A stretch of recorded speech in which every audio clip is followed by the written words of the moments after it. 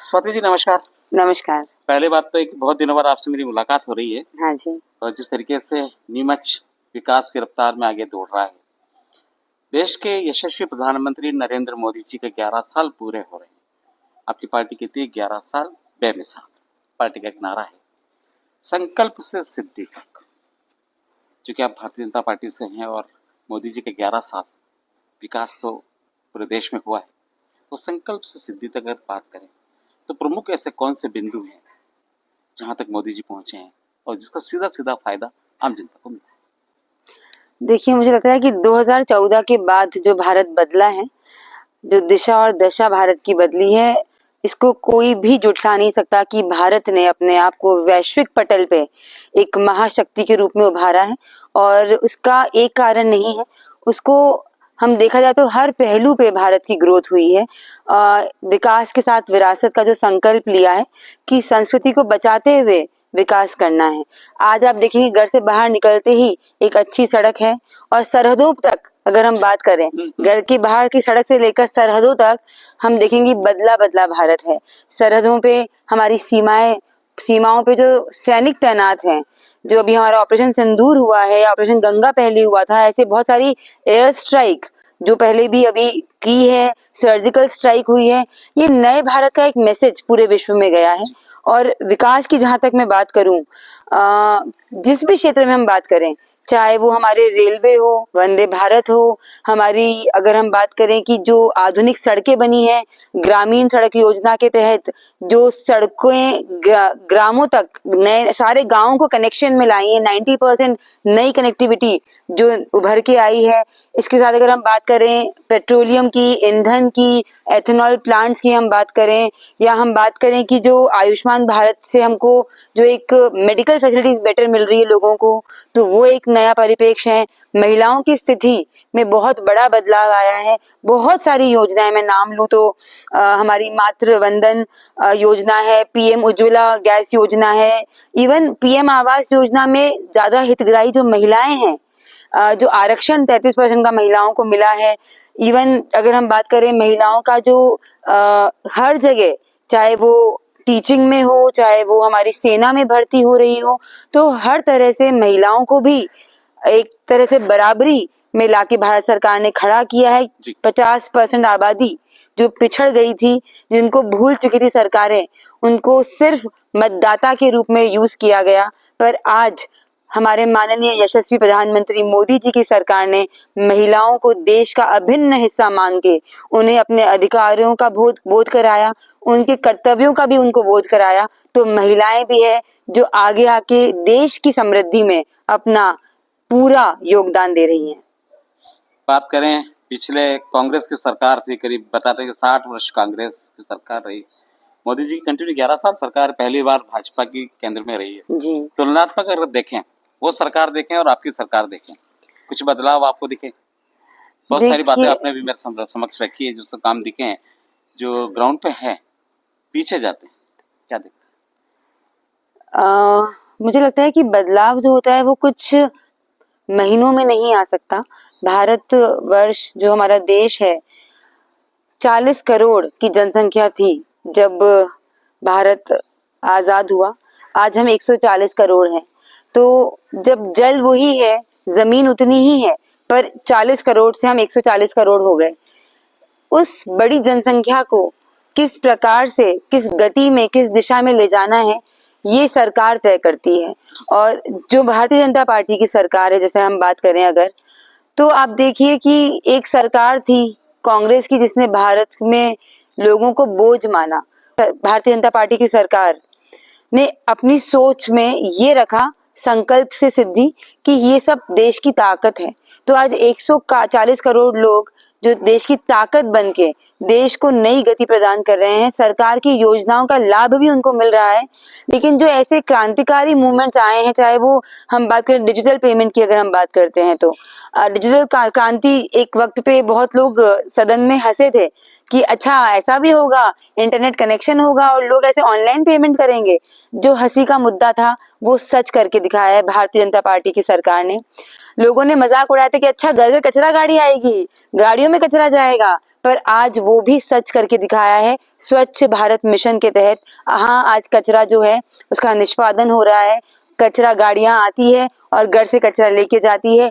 Make in India, मुझे लगता है कि ऐसा कॉन्सेप्ट भारत सरकार ने, हमारे माननीय प्रधानमंत्री जी ने लाया है, जिसमें देश के युवाओं को, देश के उद्यमियों को एक नई दिशा बताई है कि हम लोग बाहर का कपड़ा खरीदते हैं, पहनते हैं, हमारा देश का पैसा बाहर जा रहा था, लेकिन चूंकि मेक इन इंडिया कॉन्सेप्ट की वजह से आज हमारे दिलों में, मनों में ये सोच डेवलप हुई है कि जहां तक कोशिश हो भारत की बनी हुई चीज खरीदें, देश का पैसा देश में रहे, देश के गरीबों को, देश के मध्यम वर्ग के परिवारों को, जो बच्चे मेहनत करते हैं, जो उद्यमी मेहनत करते हैं, जो व्यापारी एक मैन्युफैक्चरिंग करते हैं, उन प्रोडक्ट्स को हम एक्सेप्टेंस दें, उन्हें अपने घरों में जगह दें और देश का पैसा देश में रहे। तो मेक इन इंडिया जो प्रोजेक्ट है, स्टार्टअप प्रोजेक्ट जो हमारा युवा एंटरप्रेन्योर्स हैं, उनके लिए जो भारत सरकार लाई है, बहुत सारे लोगों ने इसका बेनिफिट उठाया है।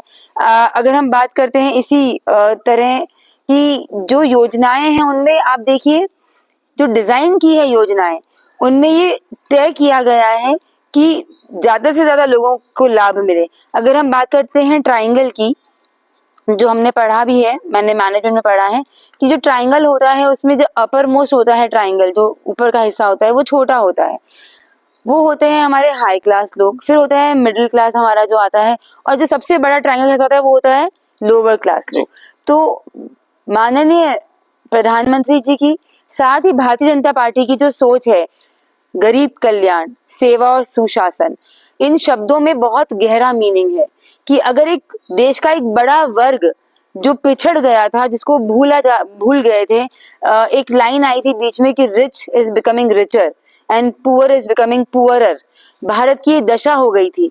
उसका जो गैप है, रिच और पुअर का जो गैप है, उसको जो क्लब किया है, सबसे बड़ी जीत हमारी सरकार की वो रही कि जो 30 करोड़ लोगों को, जो गरीबी रेखा के नीचे जीवन यापन कर रहे थे, उनको नीति आयोग की रिपोर्ट में बताया है कि लगभग 29.18 करोड़ लोग जो हैं, 29.18 करोड़ लोग वो निकल के उस रेखा से ऊपर आए हैं।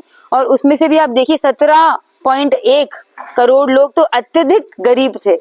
तो आप देखिए कि अगर देश के 30% लोग अगर गरीबी रेखा के नीचे जीवन यापन कर रहे थे, उनका ध्यान लगाना सबसे महत्वपूर्ण था सरकार के लिए, जो पहले की सरकारें नहीं कर पाई।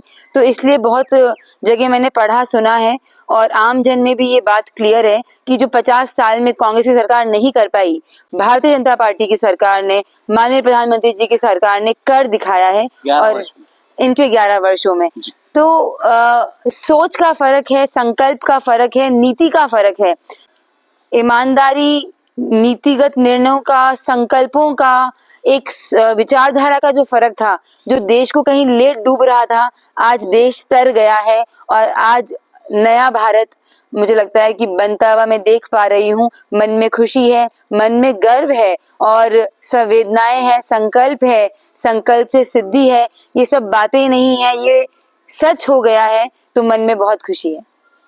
स्वाति जी, आपका विजन तो बहुत बड़ा है, जो मैं आपसे बात कर रहा हूँ, जिस तरीके से आप योजनाएं बता रही है केंद्र सरकार की और मोदी जी की और आपकी सरकार की। मेरा एक आपसे सवाल है और भी अंतिम सवाल मेरा आपसे होगा। देश के प्रधानमंत्री नरेंद्र मोदी जी से मिलने का अवसर आपको मिलता है, जैसे आप मिलते हैं, जब कोई प्रोग्राम होता है तो निश्चित तौर पर आप मिलते हैं, अगर आपसे कोई सुझाव मांगा जाए तो क्या सुझाव आप देंगे?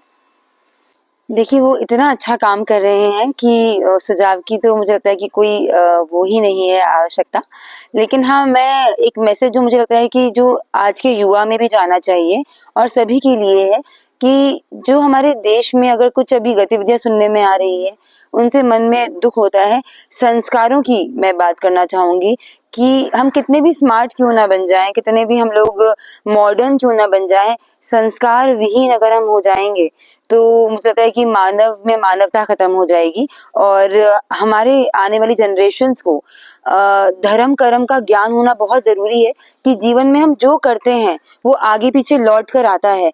तो हमें अपने बच्चों को ये बताना चाहिए, अपने देश के नागरिकों को बताना चाहिए कि अपने मन की भावनाओं को अच्छा रखना, अच्छे मन से, अच्छे इंटेंशन से काम करना, सच्चाई, ईमानदारी, धर्म, इन बातों का अपने आचरण में रखना और जीवन शैली में उतारना, क्योंकि हमारा बड़ा गौरवपूर्ण इतिहास रहा है भारत का।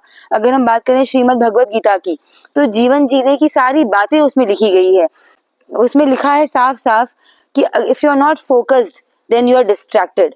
अगर आप किसी बात के लिए फोकस नहीं है लाइफ में, तो आप कहीं ना कहीं गलत रास्ते पे जा सकते हैं। तो हमें अपने आप को एक दिशा देनी होगी। हमारे परिवारों में, हमारे बच्चों में, हमारे समाजों में ये क्लियर मैसेज होना चाहिए कि हमारे देश का जो इतिहास है या हमारी जो एक परंपरा है, हमारे जो संस्कार हैं, उनका ज्ञान बच्चों में रहे, चाहे वो कुछ चैप्टर पाठ्यक्रम में भी जोड़ने पड़े।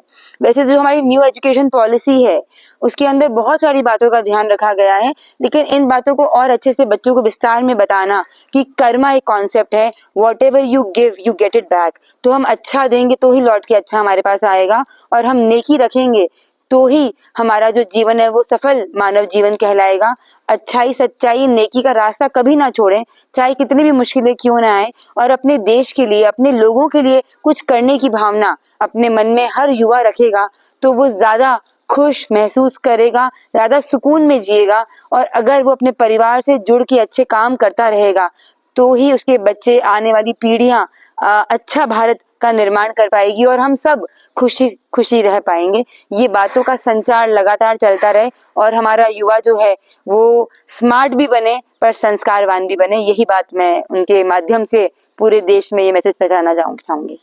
बहुत अच्छा लगा आज स्वाति जी आपसे मिलकर, बात कर 11 साल बेमिसाल संकल्प से सिद्धि तक जिस तरीके से मोदी देश में काम कर रहे हैं, देश के विदेशों में मोदी का डंका है। आज मोदी का नाम गर्व से हर हिंदुस्तानी लेता है।